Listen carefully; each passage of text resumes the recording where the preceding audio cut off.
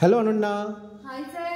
আচ্ছা অনন্যা, আমার ডকুমেন্ট দিয়ে সিম নিয়ে অন্য কেউ ব্যবহার করছে কিনা আমি কি করে জানবো? এর জন্য আমাদের গুগলে সার্চ করতে হবে ট্যাফকপ। এরপর এখানে প্রথম লিঙ্কটি ওপেন করতে হবে। এরপর নিচে এখানে আমাদের নিজের নাম্বারটি টাইপ করতে হবে। এরপর এখানে ক্যাপচা কোডটি টাইপ করতে হবে। তাহলে আমাদের ফোনে একটি ওটিপি আসবে। এরপর এখান থেকে ওটিপিটি কপি করতে হবে, দিয়ে এখানে পেস্ট করতে হবে। এরপর লগ ইন অপশানে ক্লিক করতে হবে।